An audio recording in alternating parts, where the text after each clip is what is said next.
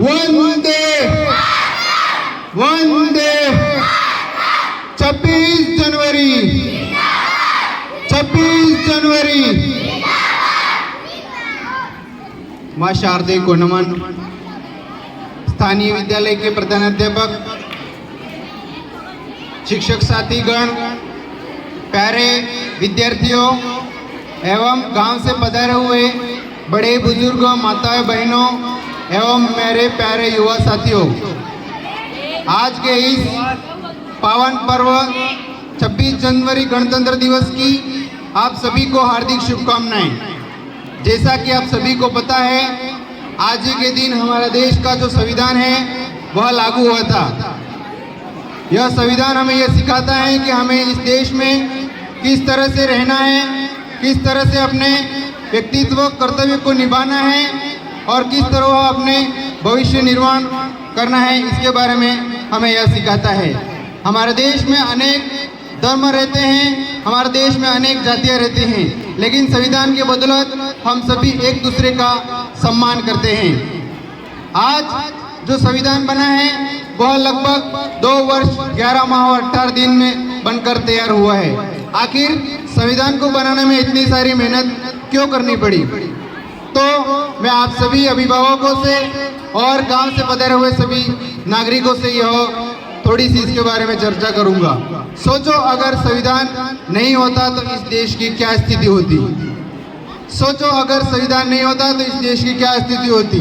इस देश में स्कूलें नहीं होंगे, शिक्षक नहीं होते और इस देश की जो अस्मिता है वो अपने वर्ल्ड के ऊंचे शिखरों पर नहीं लहराती।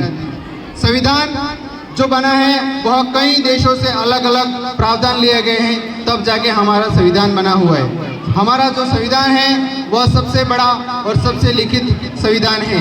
इस संविधान के अंतर्गत हमें बहुत सारे ऐसे कानून, नियम, धाराएं को देखने को मिलती है।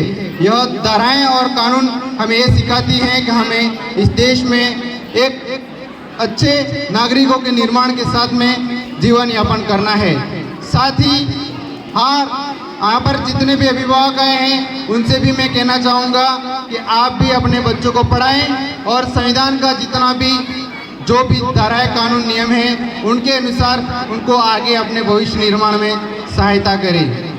मैं देख रहा हूँ कुछ माताएं पिता हैं अभी अपने अभिभावकों का और अपने बच्चों का ध्यान नहीं दे पा रहे हैं, तो मैं उनसे ये कहना चाहूँगा कि अपना बच्चा क्या पढ़ रहा है, किस दिशा में पढ़ रहा है और किस परिस्थिति में पढ़ रहा है, उनके बारे में थोड़ा एक बार अवश्य जानकारी कर रख ले। आए दिन देखा जा रहा है, जैसे कि हमारे आदरणीय सांसद साहब ने भी पहले बताया कि कुछ बच्चे बहुत सारे नशे के लत में लगे हुए हैं, तो यह दोष कहीं न कहीं अपने माता पिता को जाता है। अगर अपने माता पिता अपने बच्चों की केयर नहीं करेंगे, अपने बच्चों की देखभाल नहीं करेंगे, तो आने वाले समय में एक समय ऐसा भी आएगा जो अपना बच्चा है वह खुद अपने माता पिता की बात भी नहीं सुनेगा और आए दिन ऐसी सामने घटनाएं देखने को मिल रही हैं।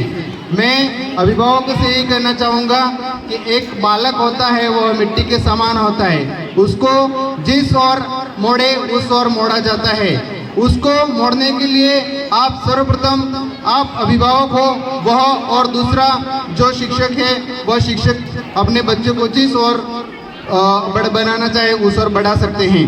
तो अभिभावकों से मैं यही कहना चाहूँगा कि अधिक से अधिक अपने बच्चों को पढ़ाएं। आगे मैं युवाओं से कहना चाहूँगा कि युवा आप एक पढ़े लिखे और सक्षम हो, तो मैं आगे भी ये कहना चाहूँगा कि जितने भी युवा हैं वह आने वाले समय में अच्छे नौकरी पद पर लगे, क्योंकि आए दिन बहुत सारी वैकेंसियाँ निकलती आ रही हैं और आप तैयारी कर रहे हो, उस तैयारी का फल जरूर पाओ।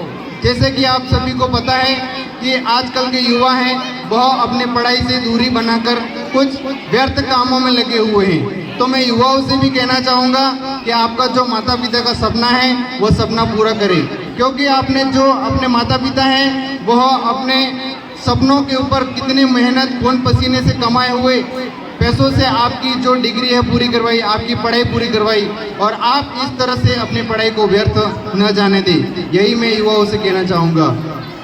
और इसी बात के साथ मैं यहीं पे अपनी वाणी को विराम देता हूँ, लेकिन लास्ट में एक शायर भी आपको बोल के जाता हूँ। दुनिया में महकता हुआ चमन चाहता हूँ, दुनिया में महकता हुआ चमन चाहता हूँ, शांति उन्नति से भरा गगन चाहता हूँ, शांति उन्नति से भरा गगन चाहता हूँ। जान जाए इसके खातिर कोई गम नहीं, जान जाए इसके खातिर कोई गम नहीं, बाद मरने में बस तिरंगा कफन चाहता हूँ, बाद मरने के बस तिरंगा कफन चाहता हूँ। जय हिंद।